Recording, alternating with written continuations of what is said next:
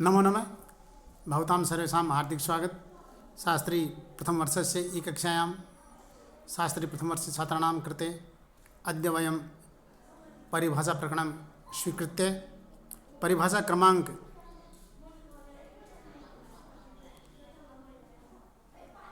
देखिए प्यारे छात्रों, जैसा कि परिभाषा क्रमांक 41 तक का अध्ययन हमने पूर्व में कर लिया है।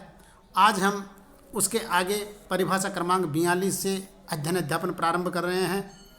हमारी 42वीं परिभाषा है अलो अंतस्य। अलो अंतस्य परिभाषा देखिए क्या कहती है।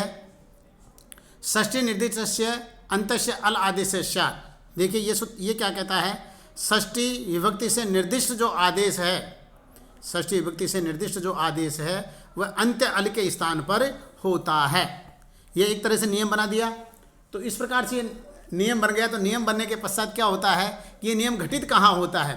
इसका उदाहरण हम जब देखते हैं तो इसका उदाहरण हमें मिलता है तैदादि नाम सूत्र में चल करके। तैदादि नाम सूत्र में देखिए, तैदादि गण में पढ़े गए जो शब्द है उन शब्दों का जो अंतिम वर्ण है उस अंतिम वर्ण के स्थान पर ए का विधान किया गया है। तो अब उदाहरण देखते हैं। हम प्रयोग उठाते हैं यद, अर्थात शब्द उठाते हैं यद। यद और प्रथमा विभक्ति के बीच में जो सु प्रत्यय आ जाएगा तो यद के अंतिम वर्ण जो द है उस द के स्थान पर इस परिभाषा सूत्र की सहायता से अ आदेश होता है और य और अ दोनों में पर रूप होकर के और सु का विसर्ग होकर के यह प्रयोग बनता है। इस प्रकार से ये जो परिभाषा है उस परिभाषा की सार्थकता हमें प्रतीत होती है।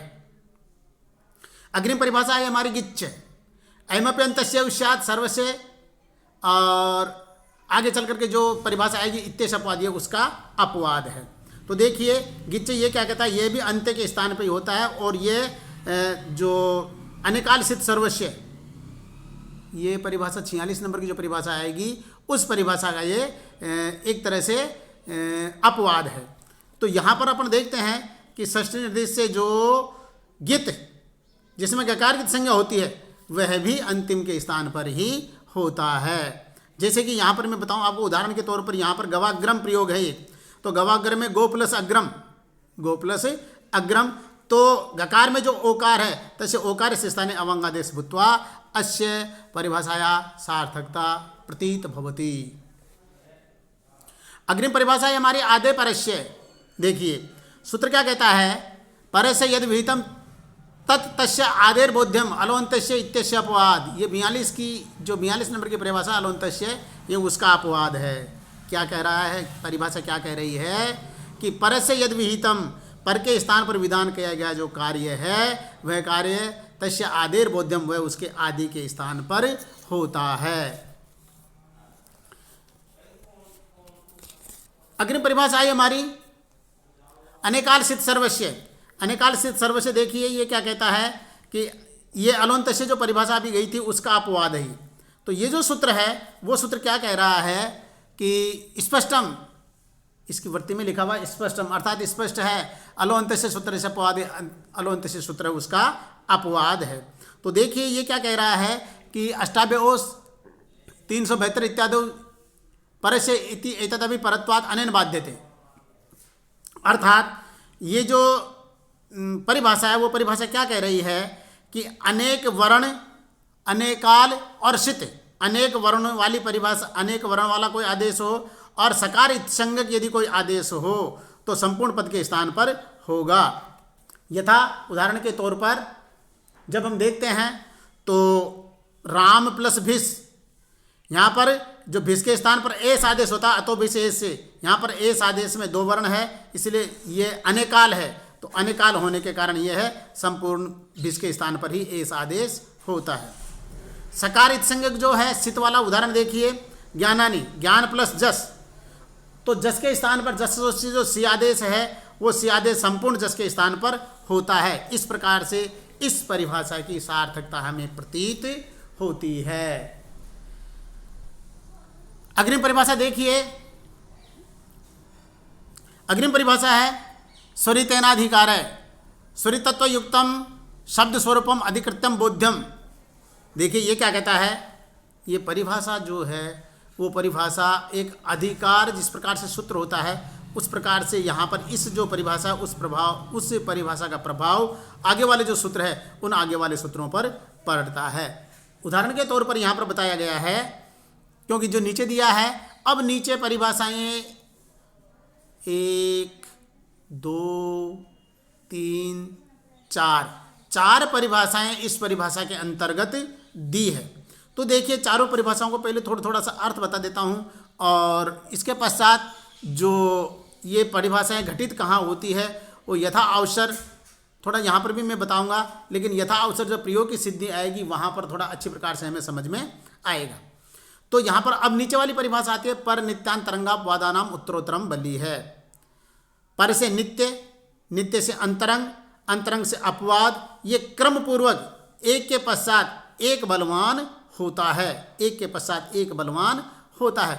उदाहरण के तौर पर जब हम इनको देखेंगे तो देखिए प्यारे छात्रों,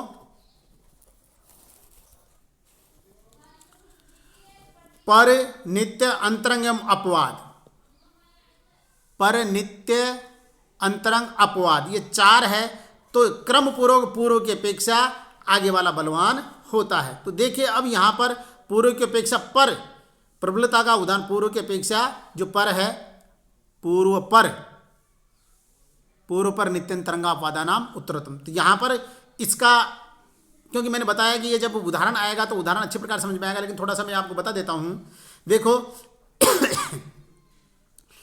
वृक्षेभ्य एक प्रयोग है, वृक्षेभ्य, वृक्ष प्लस भ्यस, यहाँ पर सुपिच से दीर्घ को बाध करके बहुवचने झल्लेत से एस आदेश हुआ है। तो ये पूर्व की अपेक्षा पर बलवान का उदाहरण है। पर की अपेक्षा नित्य बलवान का उदाहरण है तुदति। तुदादिगण में पहला प्रयोग आता है तुदति, तो तुद प्लस और सप। तो यहाँ पर तुदादिगण का जो स है वो लघुपद गुण होने की अपेक्षा दोनों अवस्था में प्राप्त होता है। एक तो तुदादिगण का स और एक लघुपद गुण, ये दोनों अवस्था में प्राप्त होते हैं। अतः अब देखिए जो लघुपद गुण है वह है दोनों अवस्था में प्राप्त होता है, अतः वह नित्य है। तो नित्य होने के कारण जो स विकिरण है वह स तो गुण का निषेध हो जाता है। तो ये नित्य की अपेक्षा अंतरंग बलवान, वो पूर्व के ये है, अर्थात पर की अपेक्षा नित्य बलवान। तीसरा है नित्य की अपेक्षा अंतरंग बलवान। इसमें देखिए इसका उदाहरण है ग्रामीणी कुले। अब यहाँ पर क्या होता है, ग्रामीणी कुले में क्या किस प्रकार से ग्रामीणी प्लस अम आउट, तो यहाँ पर रसो नपुंसक के प्रातिपदिक से रस्व की प्राप्ति और इकोच विभक्तो सूत्र से नुम का आगम। इस उदाहरण में नित्य नुम का आगम को बाध करके अपवाद होने के कारण पहले रस्व हो गया, उसके पश्चात नुम हुआ। अंतरंग के अपेक्षा अपवाद बलवान का उदाहरण है यहाँ पर सुधियौ, सुधि प्लस औ, सुधि प्लस औ। यहाँ पर यण को बाध करके, इकोनिस से प्राप्त होने वाला जो यण है उस यण को बाध करके इयंग आदेश होता है। इस प्रकार से ये आपस में पूर्व पर नित्यंतरंगापवादानाम उत्तरोत्तरम बलीय, ये जो परिभाषा है इस परिभाषा की सार्थकता हमें प्रतीत होती है। सम्यक रूपेण यदा प्रयोग अवसरे भविष्यन्ति तदा वयम सम्यक रूपेण समाधानम करिष्यामः। अब देखिए, अब अग्रिम परिभाषा आई हमारी छोटी सी परिभाषा, असिद्धम बहिरंगम अंतरंगे। अंतरंगे अंतरंग और बहिरंग शास्त्र जो है वहाँ पर बहिरंग शास्त्र की जो असिद्धता है, अर्थात बहिरंग शास्त्र की प्रवृत्ति होने से अंतरंगे इत्यत्र सप्तमी विभक्ति अस्ति। तो अंतरंग शास्त्र की प्रवृत्ति होने पर, अर्थात जब अंतरंग कार्य की प्रवृत्ति होती है तो वहाँ पर बहिरंग शास्त्र असिद्ध हो जाता है। फिर आया एक परिभाषा हो रहा है नीचे, अकृत विवा पाणिनीय, अर्थात पाणिनी को अध्ययन करने वाले जो छात्र है वो, अर्थात पाणिनी जो वैयाकरण है उस पाणिनी वैयाकरण के अध्ययन करने वाले छात्र जो है वो क्या होता है कि विनाशोन्मुखम कार्यम दृष्ट्वा तत्प्रयुक्तम न भवन्ति, अर्थात ऐसा जो कार्य होता है वह कार्य नहीं करते हैं। इस प्रकार से ये जो हमारा परिभाषा प्रकरण है, उस परिभाषा प्रकरण की जो परिभाषाएं थी वो परिभाषाएं करीब करीब पूरी हो चुकी है। अब अग्रिम जो है वो हम क्योंकि परिभाषा प्रकरण पूरा हो चुका है, तो परिभाषा प्रकरण पूरा होने के पश्चात ये जो हमारा कार्य है वो इन परिभाषाओं का गठन अर्थात इनका जो प्रयोग है वो आगे संधि इत्यादि में हमें प्रतीत होगा। तो कल से हम संधि का अध्ययन करेंगे। आज के लिए इतना ही पर्याप्त है। नमो नमः।